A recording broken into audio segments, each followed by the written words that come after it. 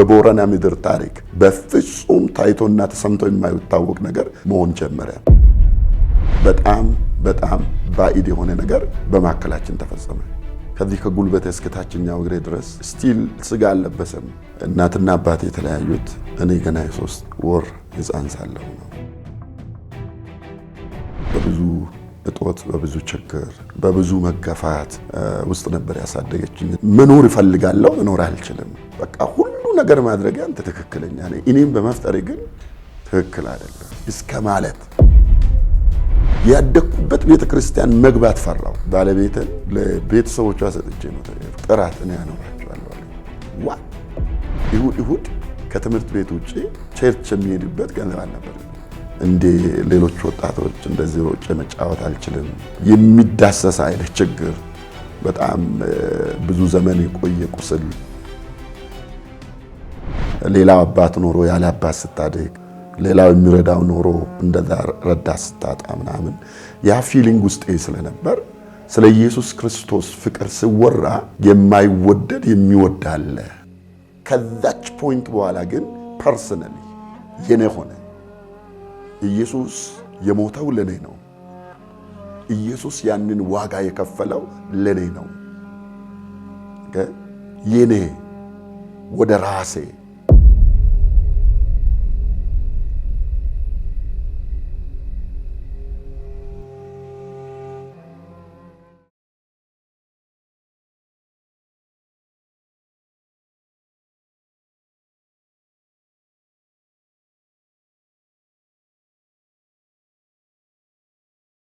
ወንጌላዊ ጸጋ በቀለ ይባላለሁ። ተወልጄ ያደግኩት በመካነ ኢየሱስ ቤተክርስቲያን ነው። ሌላው አንዲት በጣም የሚወዳት ሚስት አለችኝ። በጣም የምወዳቸው 5 ልጆች አሉኝ። በእግዚአብሔር ምሕረትና ጸጋ እንግዲህ ላለፉት 35 ዓመታት በዚህ መንገድ ላይ እግዚአብሔር በሰጠኝ ጸጋ ይሄን ትልቁን ከኔ ጋር ምንም የማይሄድ የዘላለምን ወንጌል ለመስበክ እድል ዕጣ ደርሶኝ ከምሕረቱ የተነሳ ማገለግል ሰው ነኝ።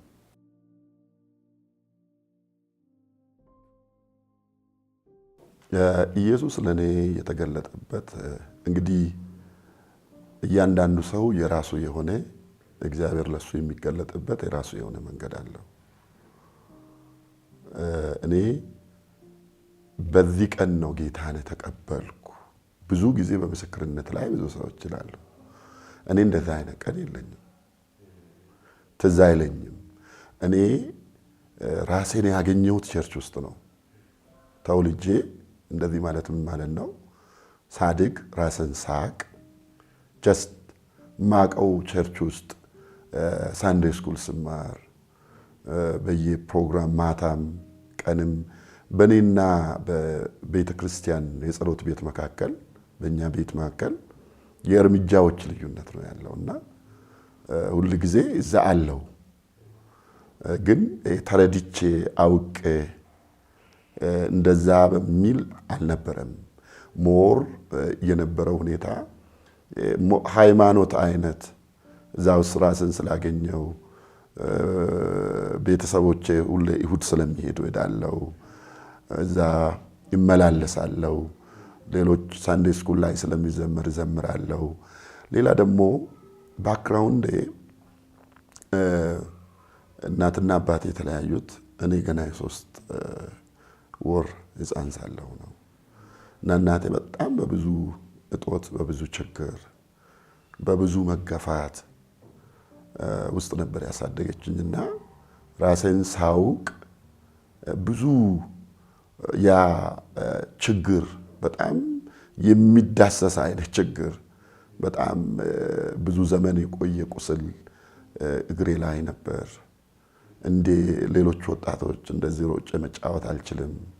የኑሮ ችግር አለ፣ ብዙ ነገሮች ስላሉ ስለ ኢየሱስ ሲወራ ይሄ የመጠላት የመገፋት ያን የናተን እሷ ስታወራ የሷን ይሄ መንፈስ የሷን ሄርት ሼር ያደርግ ነበር ውስጤና የመገፋት አይነት ነገር ሪጀክት መደረግ፣ ሌላው አባት ኖሮ ያለ አባት ስታድግ፣ ሌላው የሚረዳው ኖሮ እንደዛ ረዳት ስታጣ ምናምን ያ ፊሊንግ ውስጤ ስለነበር ስለ ኢየሱስ ክርስቶስ ፍቅር ሲወራ የማይወደድ የሚወድ አለ እና እንዳውም ደግሞ የሞተልኝ ያው በጣም ለኔ በጣም በቃ በመድር ላይ የማላወዳድረው አይነት ድምጽ ነው ይሄ እና እኔ ማንም አባቴ ባይወደኝ ችግር ውስጥ ባደግ ግን ለኔ ብሎ ይሞት ያለ የሚል ከዚህ የተነሳ ጌታን በጣም ወድ ነበር። ግን ጌታን ያ አብዛኛው ያ ከዛ ውስጥ መገኘት በመረዳት አልነበረም፣ በእውቀት አልነበረም። ያለውን ነገር ከማድረግ ከመስማት ያለውን ወንጌል ሰማለው፣ ዘምራለው፣ መላለሳለው። ግን ሰዎች ጌታን ሲቀበሉ እንደሚለወጡ አይነት እኔ ተርኒንግ ፖይንት ወይንም እኔ ተለወጥኩበት ፖይንት ከጌታ ጋር እየሄድኩ ያለው እዛው ቤት ውስጥ ያለው ህይወት ትርጉም አጣ በውስጤ እና መኖር እፈልጋለሁ፣ መኖር አልችልም እና ወጣትነቱ አለ፣ ብዙ ነገር አለ።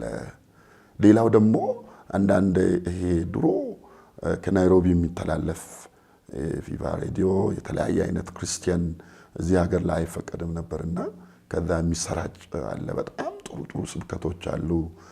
ሌላው ደግሞ አዲስ አበባ ላይ አንዳንድ አገልግሎቶች አሉ በካሴት እንደዛ የተለያዩና እነዚህ ምስክርነቶችን ሲሰማ የነሱ ክርስትናና የኔ ክርስትና የሆነ የማይገናኙ ነብኝ። whereas በቃ እነሱ especially በተለይ ስለ መንፈስ ቅዱስ ሰውን ስለመለወጡ የእግዚአብሔርን ሐሳብ ስለመግለጡ የእግዚአብሔርን ቃል ስለመግለጡ ሰውን ስለማበርታቱ የሰውን ሕይወት ለውጦ ለእግዚአብሔር ክብር ስለመጠቀሙ ሰውን ስለማስነሳቱ እና እንደዛ የሚሉ ነገሮችን ሲሰማ በጣም ለኔ በጣም የሌለ ነገር ነበር ያ እና እንዳውም አንድ ቤት ሄጄ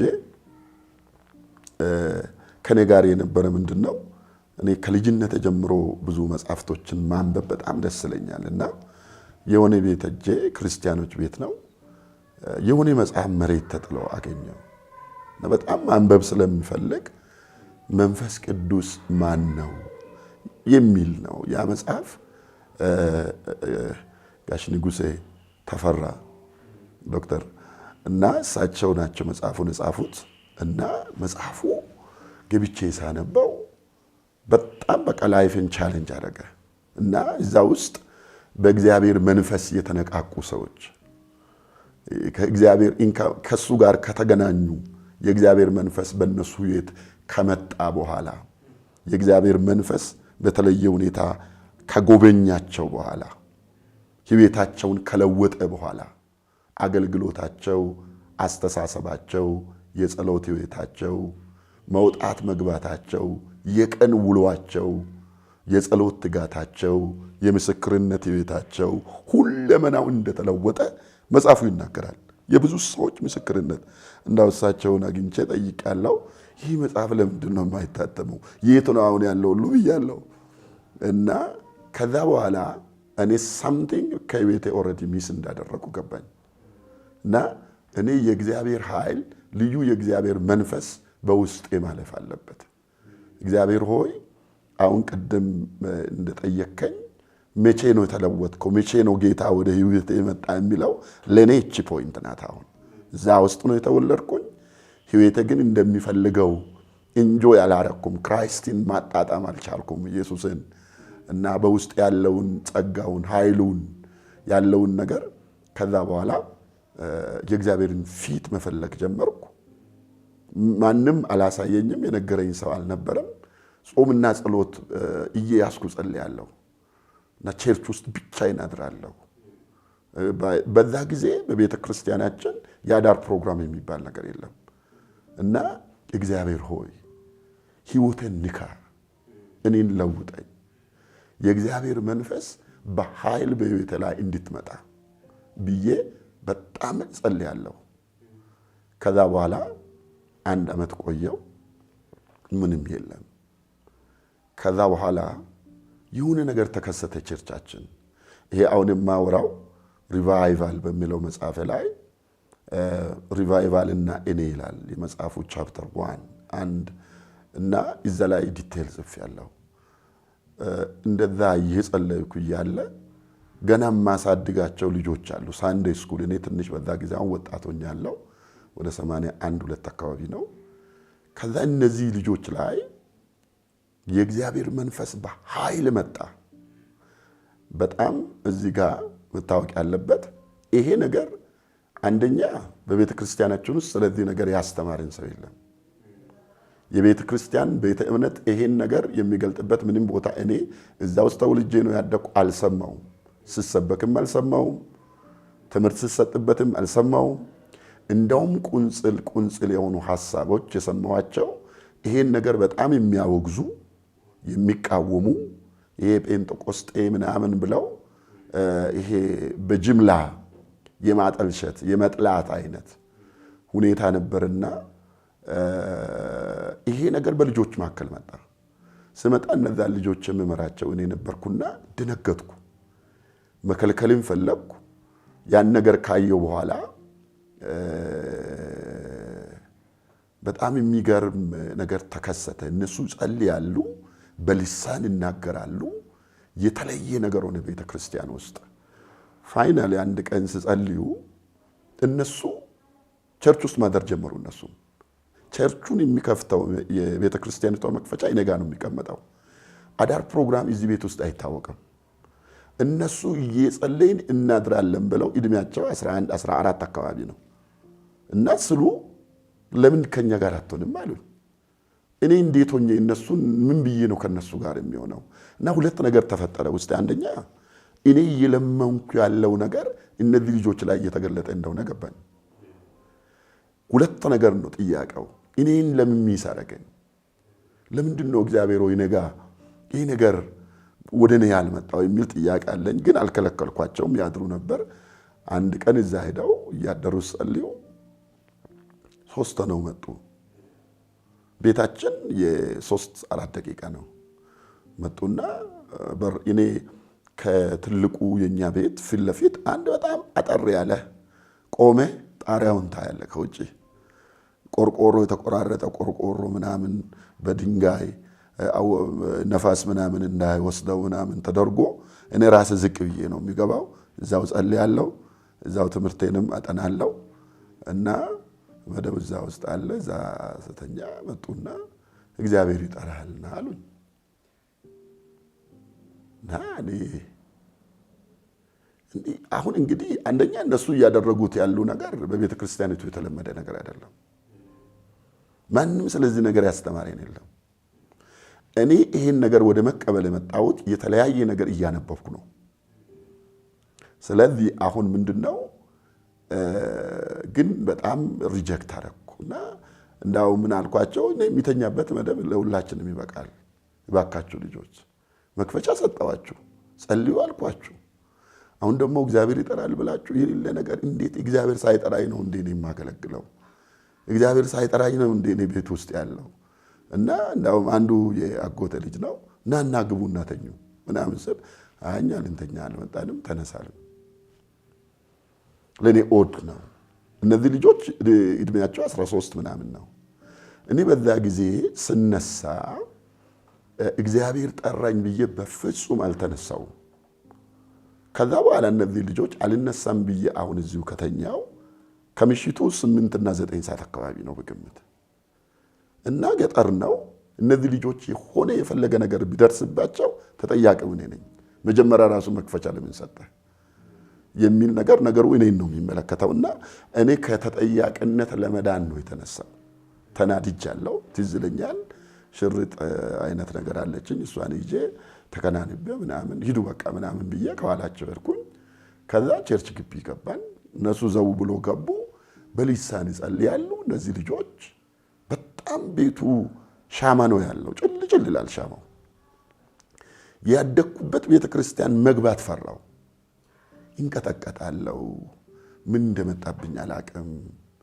ውስጤ ባርባል ይላል።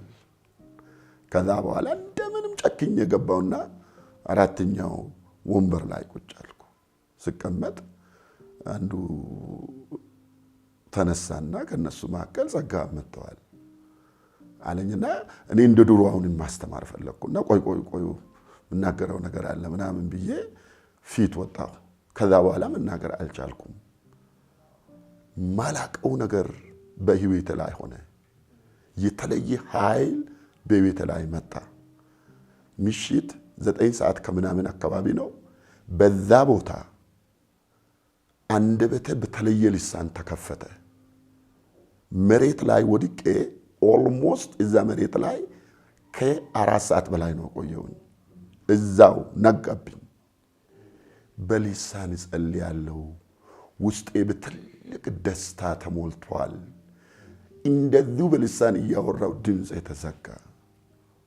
መናገር አልቻልኩም። ከዛ በኋላ ሃይስኩል ነበር የሚማረው። ወጣውና በነጋታው በዛ ሳምንት ኳይሮችን አብረን የምናገለግል ወጣቶችን ጠራው። ወጣቶች ከጠራው በኋላ በሁለተኛው ቀን ቸርች ሲገቡ ማንም ለማንም ሳይጸልይ ግቢ ውስጥ ሲገቡ ወደ ቸርች ሲመጡ ሁሉም በልሳን እየተናገሩ በማያውቁት ቋንቋ እጃቸውን አንስቶ ወደ ቸርች ገቡ ነበር። በፍጹም ለቤተ ክርስቲያኒቷ ለአካባቢው ይሄ የማወራው ነገር እኔ ብቻ አይደለም።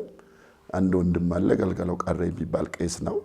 በዚህ እንቅስቃሴ ውስጥ ያለ ነገር መለኮትን የሚያስተምር የተማረ እሱ የጻፈው መጽሐፍ አለ። እዛ ላይ ማንበብ ይቻላል። ከዛ ትልቅ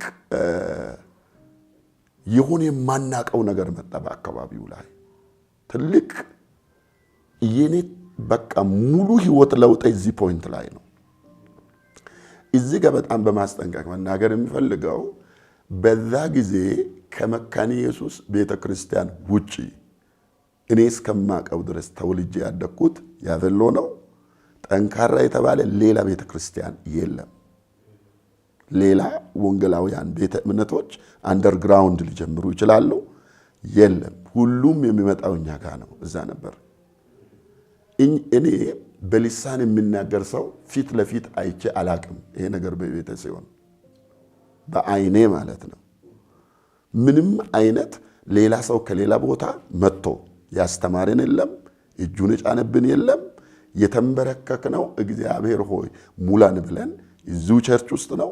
በዛ አይነት ሁኔታ ከዚህ የተነሳ ትልቅ ለውጥ በኔ ህይወት ብቻ አይደለም፣ በዛ ቦታ በነበሩት ብቻ አይደለም፣ በቤተ ክርስቲያኒቷ ታሪክ፣ በቤተ ክርስቲያኑ ታሪክ ብቻ አይደለም፣ በቦረና ምድር ታሪክ በፍጹም ታይቶና ተሰምቶ የማይታወቅ ነገር መሆን ጀመረ። ከዛ በፊት እኔ አንድም ቀን በህይወት ዘመኔ ስኖር እዛ ቸርች ውስጥ ሰይጣን ሲወጣ ፈረንጆች ነበሩ። ሰይጣን ሲጮህ ሰዎች ሐኪም ቤት ይወሰድሉ ነበሩ። ከዛ ቀን በኋላ ግን በዛ ቦታ ሰዎች ግቢ ሲገቡ አጋንንት እየጣላቸው ብዙ ሰዎች ሲፈወሱ በጣም ብዙ ሰዎች በአይኔ እግዚአብሔር ስንጸልይ ለዘመናት አልጋ ላይ የታሰሩ ሰዎች ሲነሱ በፍጹም ለኛም ለቤተ ክርስቲያኒቷም በጣም በጣም ባዕድ የሆነ ነገር በማከላችን ተፈጸመ። ይሄ ጉብኝት የኔ የለውጥ ዋና ነጥቤ ነው። ከዛ በኋላ እዛ ፖይንት ላይ የተለወጠ የቤተ ከዛ በኋላ ቀጠለ። ቅድም እንዳልኩት እናቴ የምታልፍበትና እኔ የማልፍበት ይሄ የኑሮ ሁኔታ በጣም በዛ ላይ በጣም ለረጅም ዓመት ከዚህ ከጉልበቴ እስከ ታችኛው እግሬ ድረስ ስቲል ስጋ አልለበሰም፣ አጥንት ይታያል እና ትንሽ ስጋ ብቻ ነው ላይ ያለው። በጣም እንግዲህ በታመም 1 እና 2 ቀን መታመም ኦኬ ወንም ሳምንት ወንም ወር ምናምን እና እንደዛ አይነት እና በዛ ላይ ደግሞ የሚትበላው የሚጠጣው በቃ ያለው ነገር በጣም ጫና ነበር። እና ለኔ ሁሉ ጊዜ ጥያቄ ነው እንዳው ሁሉ ነገርን ቀየረ ባልኩት ጊዜ ራሱ ይሄ ነገር ይመጣብኝ ነበር ከለውጥ በኋላ ራሱ ለምንድን ነው ሰፈርን ማረገው እና ብዙ ጊዜ በእግዚአብሔር ፊት እያለቀስኩ ብዙ ጊዜ ለምንድን ነው እኔ እንደዚህ የሚሰቃየው የሚቸገረው በህይወት እና እኔ ትዝ ይለኛል አሁን በራሴ ስቃለሁ እንደዛ ማለት ነው በቃ ሁሉ ነገር ማድረግ አንተ ትክክለኛ ነህ እኔም በመፍጠሬ ግን ትክክል አይደለም እስከ ማለት ነው ካለብኝ ጫና የተነሳ በዙሪያዬ ከማየው ባዶነት የተነሳ በስጋዬ በተለይ ከሚመለከታቸው ነገር የተነሳ ይሄ ሐሳብ በጣም ረጅም ዘመን ከነጋር የዘለቀ ነገር ነው በጣም ትልቅ ጥያቄ እና ሳልፈው ነው የተረዳሁት አሁን በህይወቴ ሪል የሆነ ማንነቴ በዛ ጊዜ እንደተገነባ ያለው ሪል የሆነ እግዚአብሔር ስለማይችል አይደለም ብዙ ሰው ሌላ ቀርቶ ቀደም እንዳልኩ ያ እግዚአብሔር ነክቶኝ ያ ነገር በህይወቴ አልፎ አንዳንዴ ያ ችግርና ያ የተለያየ አይነት የኑሮ ይጦት ባዶነት በሽታ እንደዚህ ስትፈራረቅ የእግዚአብሔርን ታላቅነትና የእግዚአብሔርን መልካምነት በብዙ ደግሞ እየሰማ ያደረጋቸውን ስራዎች ያ ነገር ደግሞ ላንተ ሲዘገይ በቀላሉ ሌላው ሲመሰክር የምትመለከተው ያንተ ምስክርነት ሲዘገይ ለሌላው ቀላል ሰው ኢቭን ዙሪያ ስትመለከት እንዳንተ ምናልባት አሳፍ እንዳለው አይነት ለሌላው ቀላል እሱን ለማይከተሉ ራሱ በቀላሉ የሚያደርጉት ነገር ላንተ ሁሉ ነገር ውስብስብ ሲሆን እና እንደዚህ አይነት ነገር በውስጤ በጣም ብዙ ጊዜ ያለፈ ጊዜ በጣም ብዙ ጊዜ አለ ሰፈራችን ላይ ክነት ነበር የክነት ደርግ ዘመን እዛ ሁሉ ጭፈራ ውስጥ ነበርኩ ቸርችም ነበርኩ እንዳው የሆነች ገጠር ቀበሌ ኮናትና ከወረዳው የክነት ምናምን ለማየት የመጣው ሰው እንዴት እንደሚጨፍር ምናምን አይቶ ይሄ ሰው ተስፋ የሚጣልበት ነው ምናምን ሌላው ደግሞ ትልልቅ ዘፋኞች ይመጡ ነበር በሆነ ጊዜ እና ስታዲየም ላይ ከኳየር እየዘመርን እዛ መዝሙራት እንተወተን በቃ ዘፈኑን ለማየት እኮ ነው ምንም አይነት ምን አልነበረው መስመር የለውም ሃይማኖት ነው ኦሬዲ ምንም ይሄን የሚከለክል ሲሪየስ ነገር በውስጤ የገባው ነገር አልነበረም እና ይሄ ጥሩ ምሳሌ ይሆናል ያስባለሁ ከዛ በኋላ ግን መጽሐፍ ቅዱስ እንደሚለው ከከበረ የተዋረደውን ከከበረ የመለየት ዲዘርን ማድረግ የጌታ ነኝ ነኝ መኖር ያለብኝ ለሱ ነው ለራሴ ሞቼ ለሱ መኖር አለብኝ ፈቃዱ የሚባል አለ ፈቃዱን ለኔ ሰጥቶ ሞቶልኛል እኔም ደግሞ ለሌላው ፈቃዴ እሱ በሰጠኝ ጸጋና ኃይል ለሌላው ነገር እየሞትኩ ለሱ መኖር አለብኝ የሚለው ከዛ በኋላ ምንድነው የሆነው ሪል የሆነ ባይብል ስተዲ የእግዚአብሔርን ሐሳብ የምናቀበት የእግዚአብሔርን ቃል የማጥናት አብሮ የመጸለይ ልዩነት መጣ በቃ ግልጽ ሆነ ያለው ልዩነቱ ምንም የማያሻማ ስለዚህ በዛ ጊዜ የነበረው ጀስት መመላለስ ነው ወጥቶ መግባት ነው ፍቅሩ ይነገራል ያለውን ነገር ታወራለ አካባቢው ላይ ከሌላው የሚሻል የተለየ ነገር የለም ኢየሱስን ከመንፈስ ቅዱስ በላይ ሊገልጥ የሚችል የለም። ኢየሱስ ለኔ እንደሞተ ለኃጢአቴ እንደሞተ ወዳጄ እንደሆነ ሕይወት እንደሆነ ሰላም እንደሆነ ወደ እግዚአብሔር የመሄጃ ብቸኛ መንገድ እንደሆነ ተስፋ እንደሆነ ያለሱ ሕይወት ባዶ እንደሆነ መጀመሪያም አምኛለሁ፣ ተቀብያለሁ፣ እየተከተልኩ ነው። ለኔ ይሄ የእግዚአብሔር መንፈስ በተለየ ሁኔታ በውስጤ ካለፈ በኋላ እያንዳንዱ ነገር ትርጉም ያለው ሆነ። ጸሎቴ፣ የማነበው መጽሐፍ ቅዱስ፣ ፍቅሩ ለኔ ያደረገው በዛ ጊዜ ከዛ በፊት ነበረው ያደኩበት ቤተሰብ የሚከተለው ሃይማኖት በአካባቢያችን የሚታወቅ ኦኬ ይሁድ የሆነ ጊዜ የሚሄደው አይነት ከዛች ፖይንት በኋላ ግን ፐርሰናሊ የኔ ሆነ። ኢየሱስ የሞተው ለኔ ነው። ኢየሱስ ያንን ዋጋ የከፈለው ለኔ ነው። ኦኬ የኔ ወደ ራሴ እያንዳንዱ ለኔ ትርጉም የሚሰጥ ከእናተም ጋር የማያይዘው ነገር አይደለም። ከቤቱ ጋር ከእገሌ ጋር የማያይዘው አይደለም።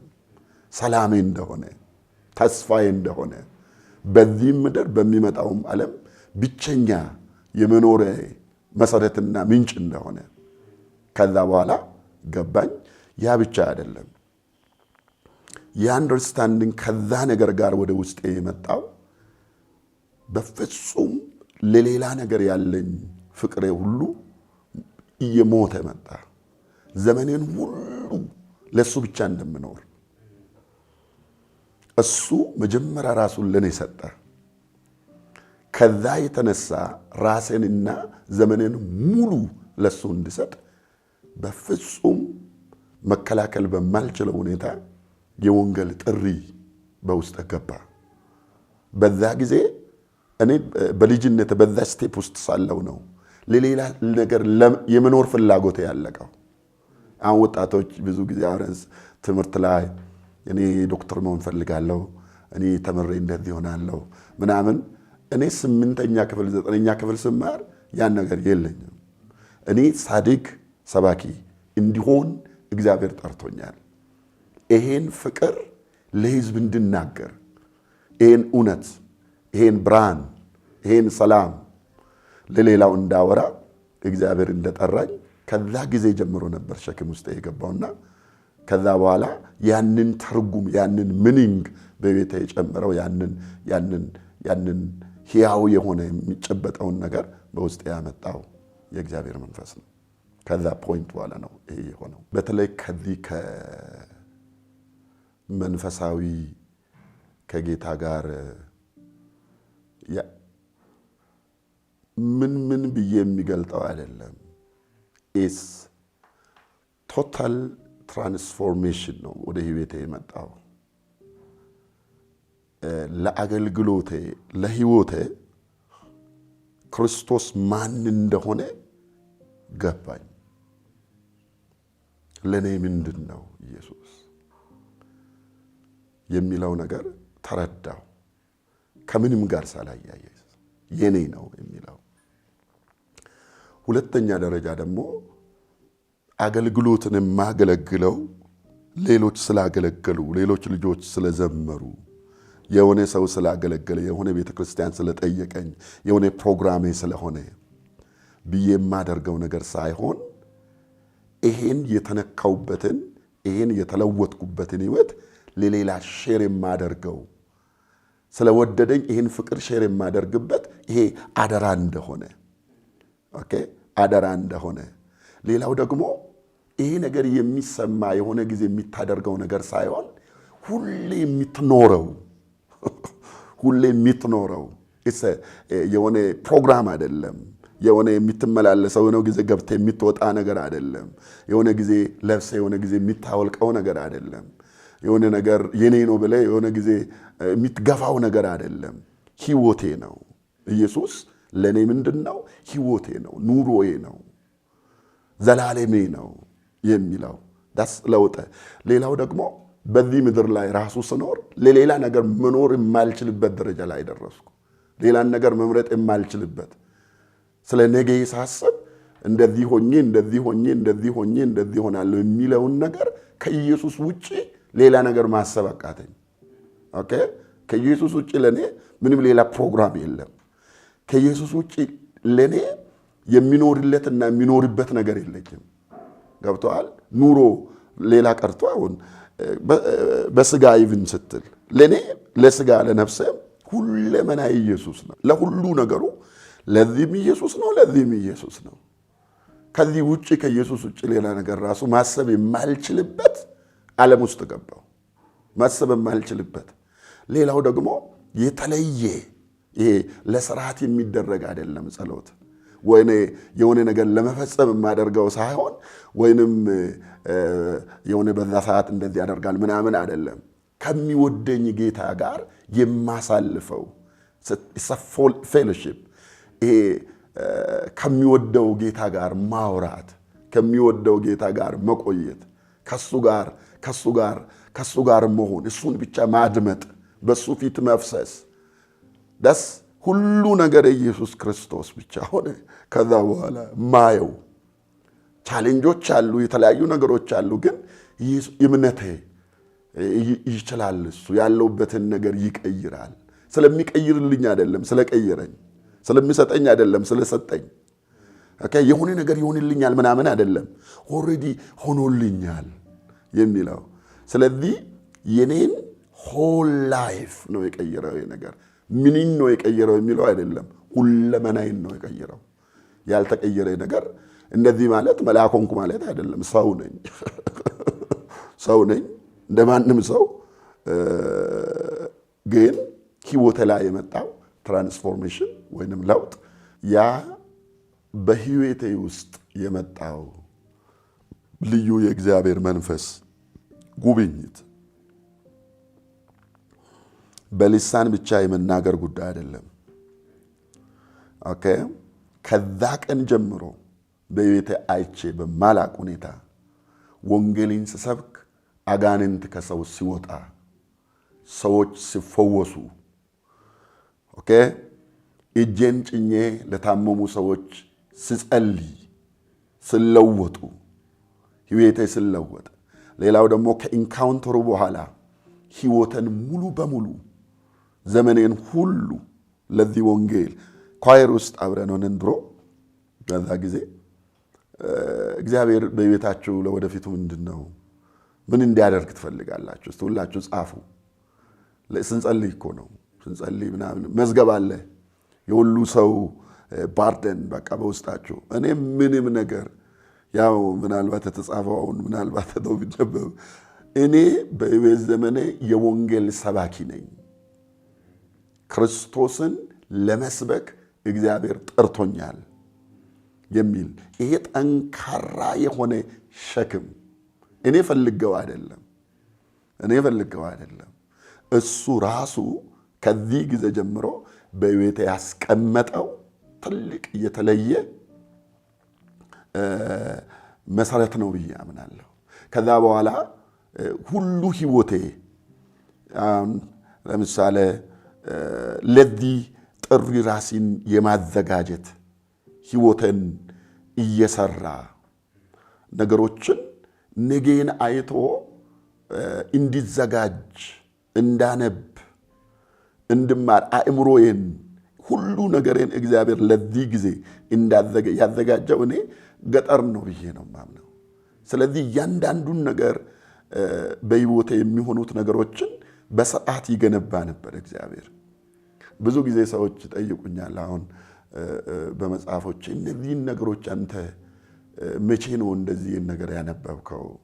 ስለ ኢትዮጵያ ታሪክ አንዳንድ ጽሁፎች ከታሪክ ጋር አታች ናቸውና እኔን ሁሉ ያነበብኩት አሁን በቅርብ ጊዜ አይደለም፣ በዛ ጊዜ ነው። የእግዚአብሔር መንፈስ ሸክምን ብቻ አይደለም ውስጥ ያስቀመጠው፣ ጥሪን ብቻ ውስጥ ያላስቀመጠም። በዚህ ጊዜ ሊሆን የሚለውን ነገር በዛ ጊዜ ባያዘጋጀኝ ኖሮ ይሄን ነገር በዚህ ጊዜ በዛ አይነት ሁኔታ መስራት አልችልም ነበር። ስለዚህ አስቀድሞ ህይወቴን የማዘጋጀት የመለየት የመለየት ለሌላው ደግሞ ለኔ ትልቅ ኢንካውንተር በምድር ላይ ለሌላ ነገር የሚኖርበትን ነገር ከውስጥ ማውጣቱ ራሱ ለሌላ ነገር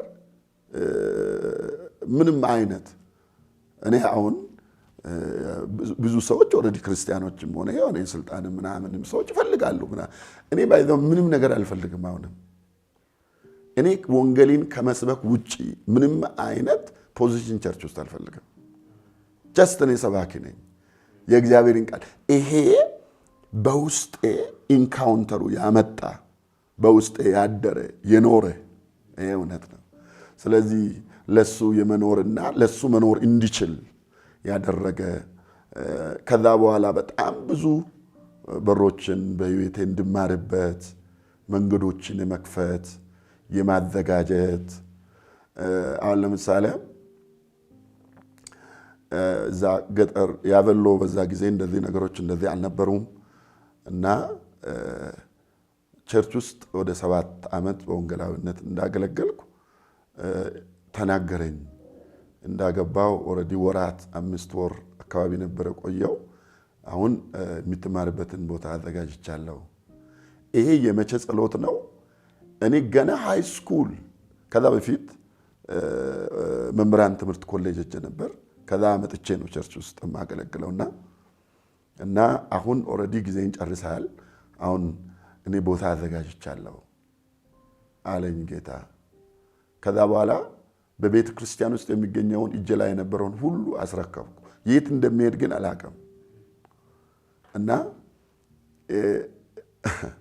የሆነ ሰው ቤት ገብቼ የሚጸልዩ ሰዎች በጊዜው እየሄድኩ ካለውበት ቦታ ወጣ ይላል ከከተማው ቸርቹ እዛው ጀርባ ነው የሚኖረው ሲሄድ ሰዎች ይጸልያሉና አንድ ፈረንጅ ነበር እዛ እና አንተ ለመማር ዝግጅትን ጨርሰሃል ይለኛል የእግዚአብሔር መንፈስ እና ያንተ ስፖንሰር እኔ ነኝ አለኝ እኔ ደነገጥኩ እና ከዛ በኋላ ሮጬ ወደ ቤቴ ተመለስኩ እኔ ማላቀው ሰው ነው ከዛ በኋላ ስጸልይ ጌታ ኦሬዲ መንገዱ እንደሆነ ተናገረኝ ተመልሼ ሰውየው እዛ ነበር ጓደኛዬ ቤት ከዛ በኋላ እግዚአብሔር ረድቶኝ ኬንያ በዛ በኩል ነበር የወጣሁት እና እያንዳንዱን የሚሄድባቸው ማደርጋቸው ነገሮች ከሱ ኢንካውንተር ወይንም ከሱ ጣልቃ ገብነት እሱ ሳያደርግ እሱ ሳይከፍትልኝ እሱ ሳይሰራልኝ የገባውበት በደለም እኔ ወደ ናይሮቢ ለትምህርት ሄድኩት ለዘመናት የሚጸልየው ጸሎት ስለሆነ ባለቤትን ለቤተሰቦቿ ሰጥቼ ነው ተሄድኩት ምክንያቱም ፉል ስኮላርሺፕ አላገኘው እና በጣም እየከበደኝ አዝኜ እንዳውም ጓደኛዬ ይስቅብኛል እና ሞያሌ አብራኝ መጣ መኪና ላይ ሲሳፈር እንዴት እናለቅስ እንደነበር ምናምን እና ምንም በቃ ኢትዮጵያ እንኳን በማከሉ መምጣት የሚችል ሁሉ አልመሰለኝም ላያትና ያዘንኩ ነው የርኩት ገባው ትምህርቴን ስማር እሷን ትቼ መምጣትን ያንን ተስፋ መቁረጥን ትክክል እንዳይደለ እሷን መጥራት እንዳለብኝ ሜዳ ላይ ስጸልይ ጌታ ተናገረኝ ጥራት እኔ አኖራቸዋለሁ አለኝ እኔ አኖራቸዋለሁ እኔ በጊዜው ቸርች የሚሄድበት ገንዘብ የለኝም ይሁድ ከትምህርት ቤት ውጪ ቸርች የሚሄድበት ገንዘብ አልነበረኝም ምንም አሁን እዚህ ጋር የተዘጋ ነገር ነው በቃ አንቺም ቁጭ በይ እኔም እስከጨርስ ማራለው በሚል ነው የሄድኩት እዚህ ግን ምንድነው የሚለኝ ጥራት በምንድነው የሚጠራት ራሱ እኔ ብረነኝም ግን ጌታ ተናገረኝ በግልጽ ተናገረኝ ደወልኩላት ከዛ በኋላ የሚገርመው ነገር ተአምር የሆነ ሰው ከአሜሪካ ይመጣል እሷን ይፈልጋል ከዛ በኋላ ስለ ደህንነታችን ካወሩ በኋላ የሆነ ብር ይሰጣታል። ይሄ የእግዚአብሔር ፕሮቪዥን ነበር ወደ ናይሮቢ የምትመጣበት። ከዛ በኋላ ተነስታ በቃ ነይ ፓስፖርት እንኳን የላትም። ቦርደር ላይ ወረቀት ግዛዊ ኢንትራንስ ምናምን አለና በዛ እዛ ብዙ ጊዜ ስላገለገልኩ ዛሉ ቸርቾችን ነገርኳቸው ወረቀት እንዲያጽፉ። ከዛ በኋላ መጣች። ግን የት እንደምናድር አላውቅም።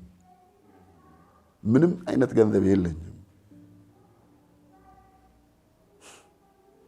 እና ግን እግዚአብሔር ነው ይሄን ነገር አድርግ እያለኝ ያለው።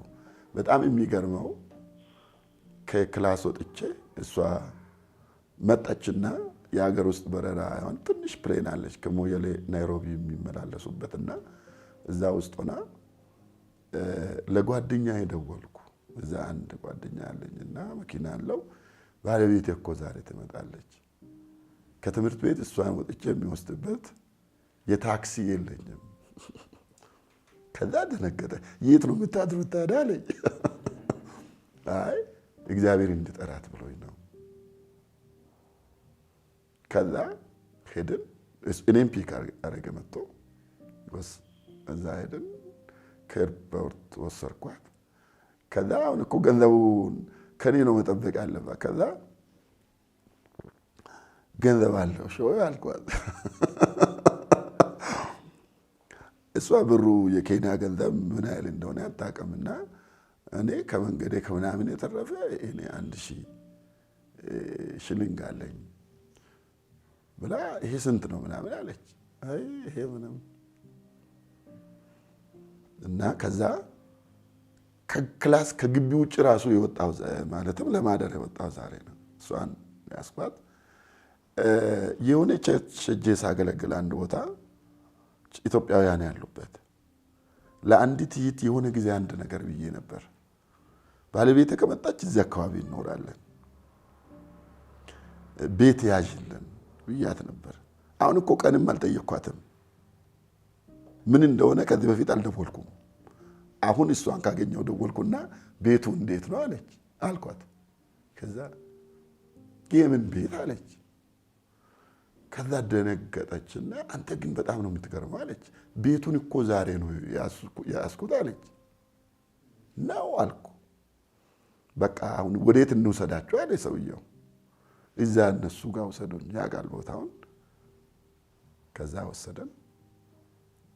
ግን አለች አንተ እኮ ማከል ላይ ምንም የጠየቀኝ ነገር የለም። በቃ እኔ ትምህርት ምናምንም ነበር። እኔ ምንም አይነት ገንዘብ የለኝም። ምንድነው ያለኝ? እግዚአብሔር የተናገረኝ ድምጽ ብቻ። እግዚአብሔር ቶታሊ የዘጋውትን ነገር አይሆንም ያልኩትን ነገር ከዛ በኋላ ቤታችሁ እዛ ፎቅ ላይ ነው ያለው። እዛ ሩም ውስጥ ዱ ስትለኝ ሲከፍት ምንጣፍ አለው፣ አልጋ አለው፣ ፍራሽ አለው። እሷ ደግሞ ብርድ ልብስ ምናምን ሁሉ ይዛ መጣለች። እራት በልተናል። እንዴት እንደምኖር አላውቅም። አሁን ወደዛኛው ልምጣ። የእግዚአብሔር ተናግሮ ከዚህ አወጣው ያለ ፈረንጅ እኔ ከዛ ቀን ጀምሮ ከትምህርት ቤት በየቀኑ ለመመላለስ በሌለ ብር እየተመላለስኩ ለመማር የቤት ኪራይ አለ፣ የሚበላ ምግብ አለ፣ ኤቭሪቲንግ ምንም ነገር የለኝም። ግን እግዚአብሔር ነው ጣልቃ ገብቶ ከዛ ሰውየው ጠራኝና ቢሮ ጠርቶኝ ፈራሱ ይሄን ባርደን ሙሉ በሙሉ በሱ ላይ ማደርገው አድርጎ አሰበ። እኔ ስኮላርሺፕ ሰጠው ላንተ ነው። አንተ ታዛዥ አይደለህም። ባለቤቴንም ተጨማሪ አድርገ ጠርተህብኛል። ሁለተኛ ትምህርት ቤቱን ተተ በየቀኑ ለመመላለስ ወስነሃል። እኔ ይሄን ሁሉ ፕሮቫይድ ማድረግ አልችልም። እንደውም ይሄ ብቻ አይደለም፣ ከዛሬ ጀምሮ ለትምህርት ቤቱም ነገር ያለው ስኮላርሺፕ አቁሜያለሁ። ስለዚህ ወደ ሀገር ተመለሳለሁ።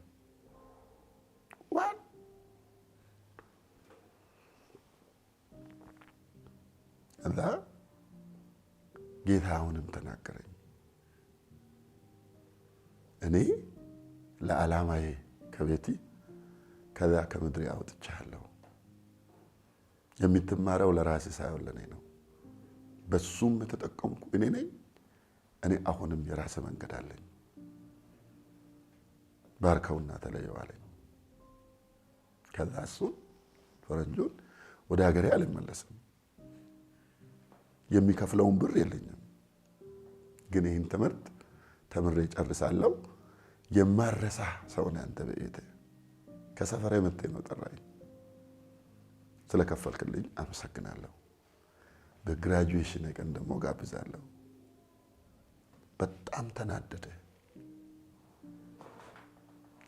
እኔ እኮ ሌላ ነገር አላልኩም አልኩት። ስለዚህ ለኔ ይሄ እግዚአብሔር ከዛ በኋላ ወጣን።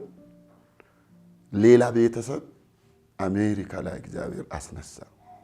በሁለተኛው ቀን ላይ የምትበሉት የምትጠጡት ለቤት ክራይም ይሁን በየቀኑ ተመላልሰ እንድትማር ሁሉ ነገር እኛ ያን ትምህርት ቤት እስክትጨርስ ድረስ ፕሮቫይድ እናደርጋለን። ደውለው ስለዚህ አሁን አንድ ነገር አድርጉ እስከ ዛሬ አረሳም ያሉትን የማያስፈልጋችሁን ገንዘብ አትጨምሩ፣ የሚያስፈልጋችሁን አታስቀሩ፣ ባጀታችሁን ስሩ፣ ላኩልን። እኔ በጣም ከዛ በኋላ ኮራብዬ በየለቱ የተመላለስኩ እነሱ የከፈሉት የኛን ኤክስፔንስ ነው። የትምህርት ቤቱ ደግሞ ይቀራል። ሰውየው ደግሞ ደውሎ እኔ አልከፍልም አባሩት ብለዋል። እና ተማሪዎች የሚባረሩበት ቀን ነበር።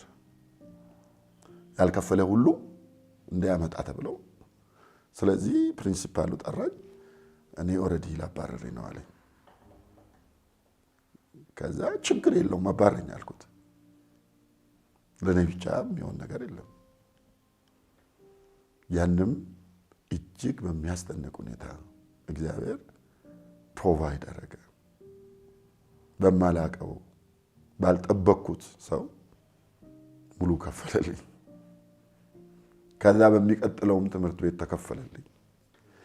በዛ አይነት ሁኔታ ተስፋ በቆረጥኩት በጣም ዝግ የነበረ እኔ በህይወቴ ተስፋ እንዳልቆርጥ ነገን እንዳልፈራ አሁን ከናይሮቢ በኋላ ከ20 ምናምን 30 ዓመት ኦሬዲ አሁን እየተቆጠረ ነው።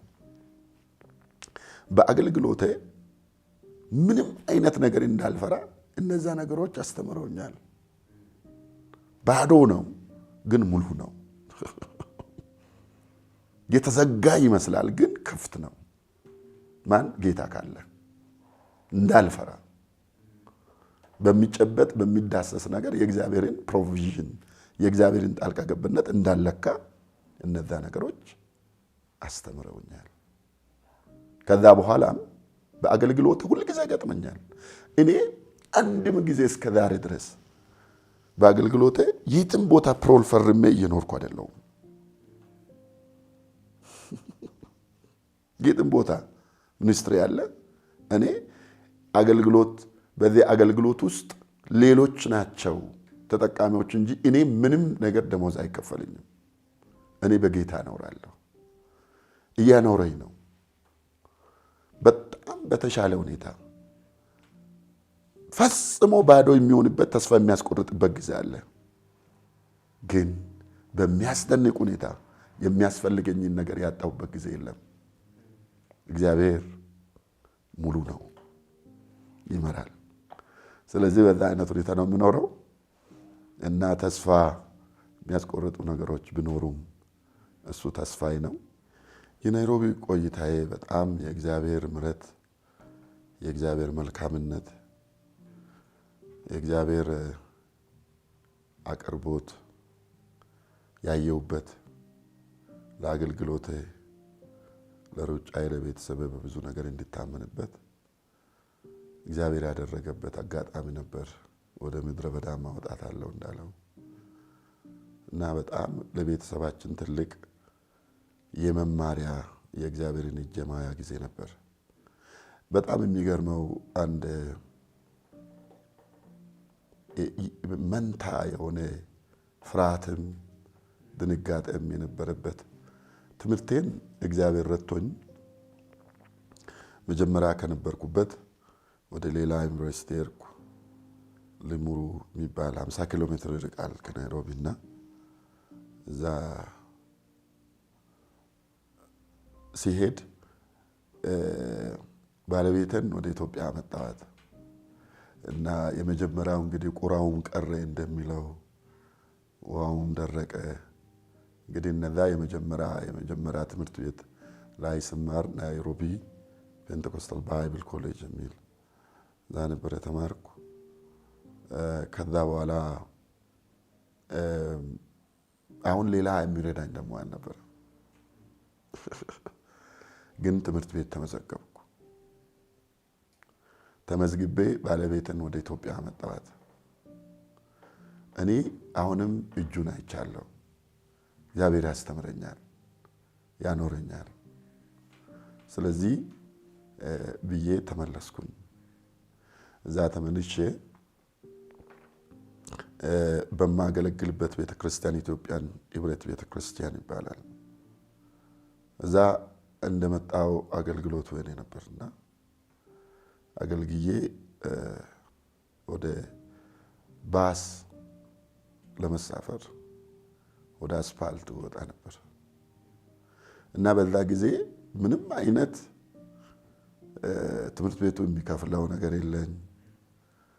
ለመኖር ምንም አይነት ቤት ክራይ መክፈል አልችልም። ዝግ ነው ነገሩ። ግን ትምህርት ቤት ተመዝግቤያለሁ። ምንም ነገር የለም።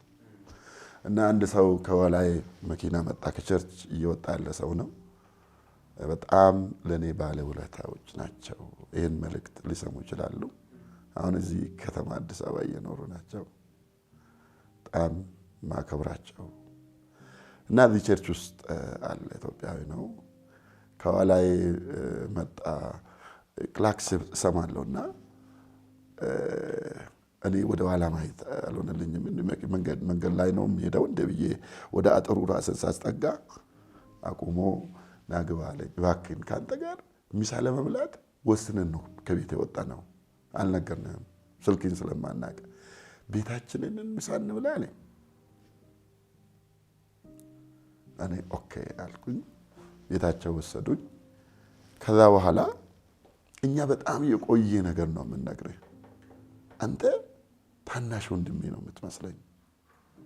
በሁሉ ነገር ካንተ ጋር እንድንቆም እግዚአብሔር ለኛ ተናግሮናል። ምሳ አብልተውኝ ከዛ በኋላ ያለይበትን አንድ ነገር ሳደብቅ ንግረን አሉኝ። እኔ ደነገጥኩ። ከዛ በኋላ ስነግራቸው ቀጣዩን ትምህርት የምናስተምረኛ ነን አሉኝ። በጣም በጣም በጣም በጣም በጣም ትልቅ አክብሮት ትልቅ ምስጋና ለእግዚአብሔር አለኝ። እግዚአብሔር ደግሞ እነሱንም እንዲባርክ ጸሎቴ ነው እና ከዛ በኋላ በምንም ሳልቸገር ባለቤትም እንደገና መጣ አብረን እና በጣም እኔ በጣም ባዶ በሚመስል ግን እግዚአብሔር አቅርቦት የበዛበት አይነት ቆይታዬ ከዛ በኋላ እግዚአብሔር ራእይ ሰጠኝና ተመልሼ ኢትዮጵያ ውስጥ አሁንም ማገለግለውን አገልግሎት እንዳገለግል ይህን ቪዥን ሲሰጠኝ በጣም ማመንታት ነበር በውስጤ።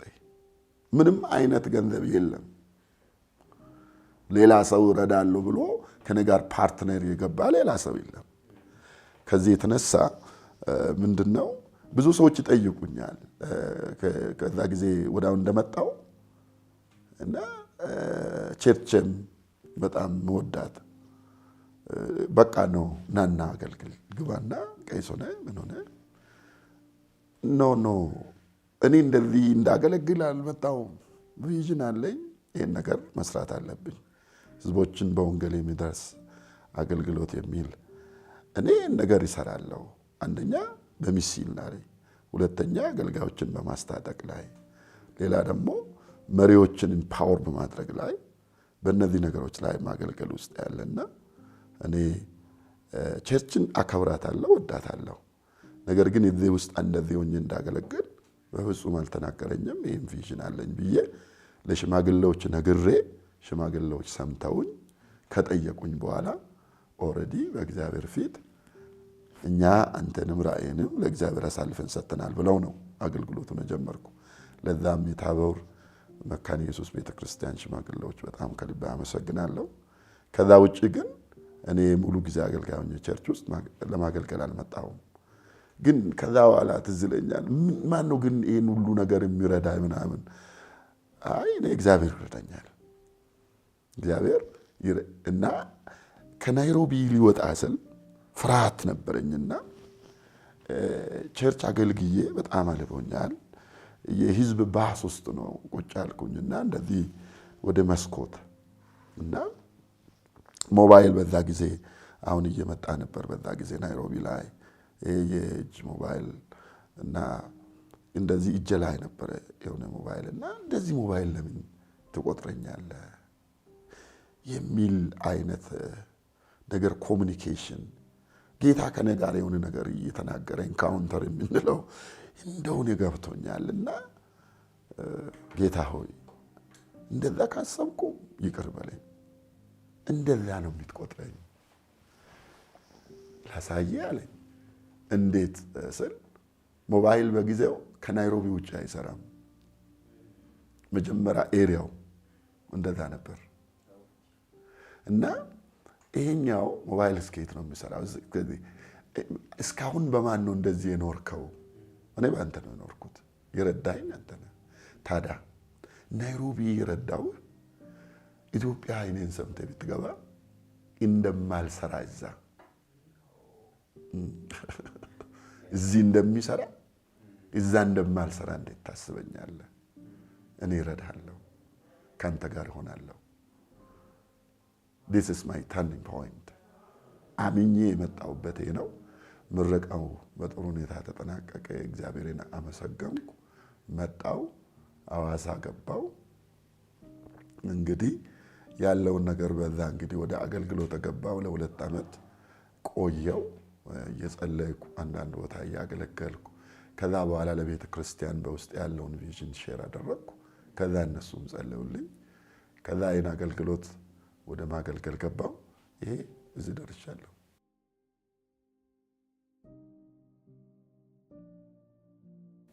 መንፈስ ቅዱስ ለኔ አምላኬ ነው፣ ፈጣሪ ነው።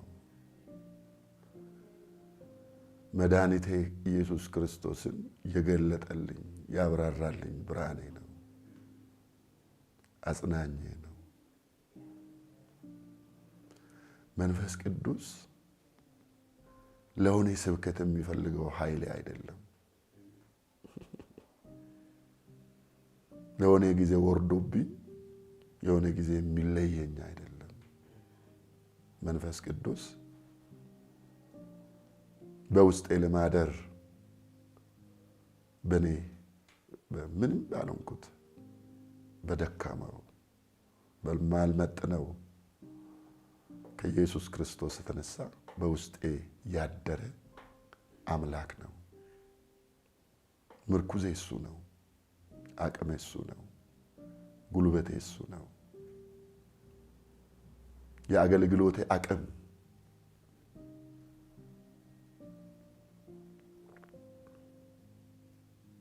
አንዳንዴ በጣም ሩጫ ይበዛብኛል። ስለ ቀጣዩ አገልግሎት ሳስብ ድካም ይዘኛል። በቃ ኦሬዲ አሁን እዚህ ጋር ጨርሻለሁ። በጣም የሚገርመው ግን ቀጣዩ አገልግሎቴ ከዚህ በላይ ተሳካ ሲሆን ያለው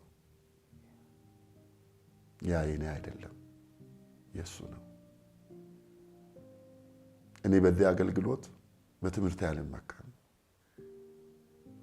በልምድ አልመካም፣ በቆይታ አልመካም። ብቸኛ የኔ ትምክህትና የኔ አቅም የእግዚአብሔር መንፈስ ነው። ክርስቶስን ይህን ቃል የሚገልጥልኝ ብርሃን የሚሰጠኝ መንፈስ ቅዱስ ከአብ ከወልድ ጋር ለዘላለም አምላክ የሆነ ገዢ ፈጣሪ የሁሉ አምላክ የሆነ የሥላሴ አካል የሆነ አምላክ ነው።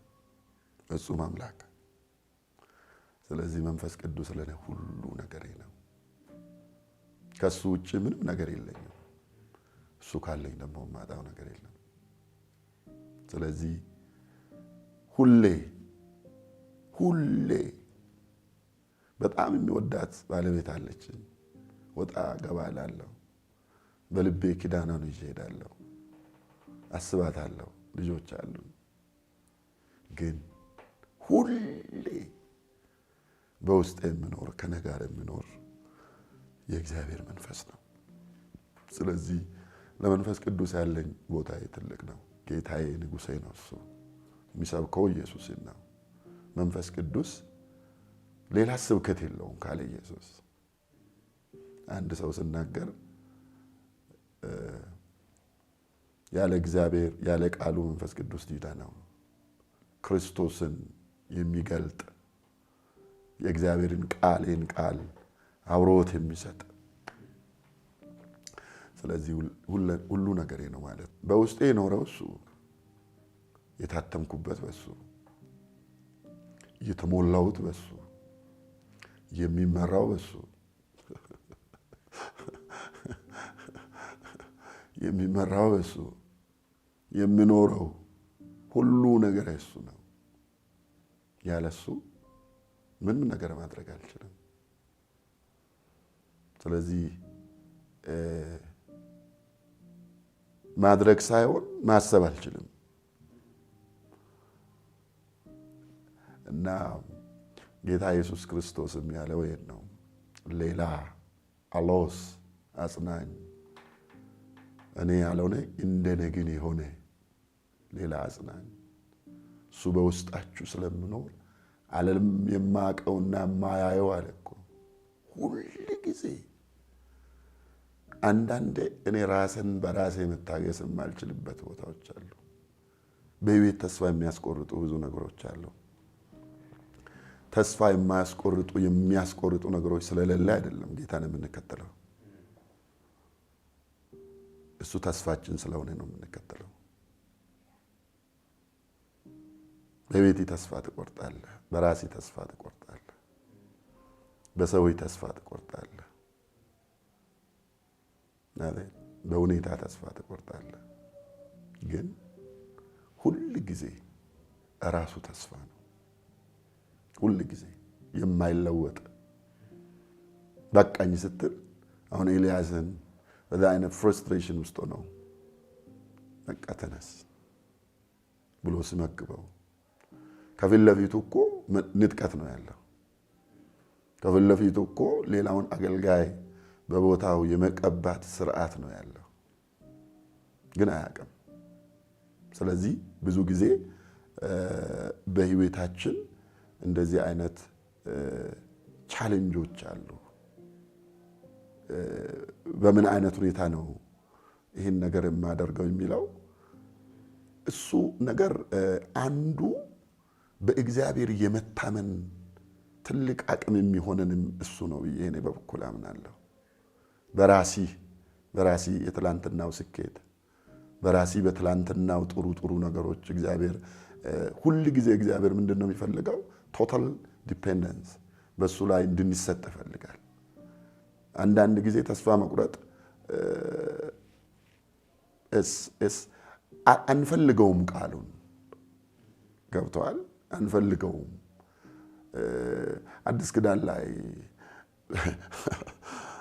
ሉቃስን የመሰለ ጉምቱ ትልቅ ሰው አውራቂስ 27 ላይ ወደፊትም እንድናለን የሚል ተስፋ ሁሉ አለቀ ይላል። 2 ሳምንት ሙሉ ምንም አልበሉም አልጠጡም። እዚህ ውስጥ እኮ በጣም የአዲስ ኪዳን ገሚስ የጻፈ ጳውሎስ አለ። ቻሌንጅ ነው። ግን አለ ሉቃስ አየና ሁሉን ነገር ከተመለከተ በኋላ well it's good ግን ከዚህ በኋላ አንኖርም አለ። ጳውሎስ ግን ከስሜቱ አይደለም በጣም ሐዋርያም ስለሆነ አይደለም ባይዘው ሐዋርያ ምናምን ብሎ በማቅራራት ምናምን አይደለም ግን ማታ ላይ ደግሞ እሱም እንድናገር ታንጂብል የሆነ መልእክት መጣ እሱ ጋር አያለ ቀን የሞትንም ድምጽ ሰማን እኮ ይላል ስለዚህ ይሄ ህይወት it's a full of challenge ግን ማምነው ተስፋ ስላልቆረጥኩ አይደለም እዚህ የደረስኩ ኢየሱስ ተስፋዬ ስለሆነ ነው እዚህ የደረስኩ ለወደፊቱ ተስፋ ስለማልቆርጥ አይደለም ተስፋ የማያስቆርጥ ተስፋ የሆነ ኢየሱስ ከኔ ጋር ስላለ ቀጣዩንም ህይወት ያስጨርሰኛል ብዬ አምናለሁ ሲያበረታኝ ያለው ሲያግዘኝ ሲችለኝ ስለዚህ መንፈስ ቅዱስ እሱ ክብር ለስሙ ይሁን ለአብ ለወልድ ለመንፈሱ ለአንድ አምላክ ክብር ተጠቅልሎ ይባ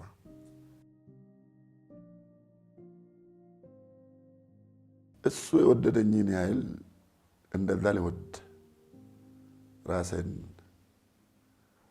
እንደዛ ማለት አልችልም ማለትም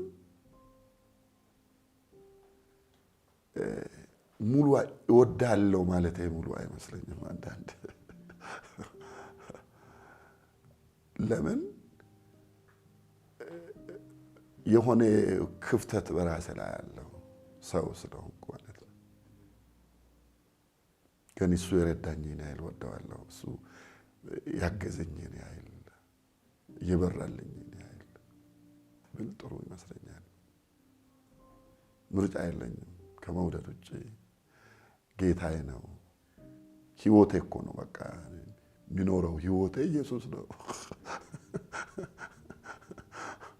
ህይወቴ የሆነ የሚጨምረው ነገር አይደለም ኢየሱስ ማለት just is my life ከሱ ውጪ ሌላ ህይወት የለኝም ግን ለኔ ያደረገውን ፍጹም የሆነ ፍቅሩን ሳይ ለኔ ያደረገውን ፍጹም የሆነ መሰጠት ሳይ ለኔ ያደረገውን ፍጹም የሆነ ሪራይን ሳይ በጎነቱን ሳይ መልካምነቱን ሳይ ያንን ፍጹምና ደግሞ መመለስ ገብቷል በዛ ልክ የሚለውን ነገር ሳጣ ይወዳለው የሚለው ቃል በጣም ለኔ ተራ ይሆንብኛል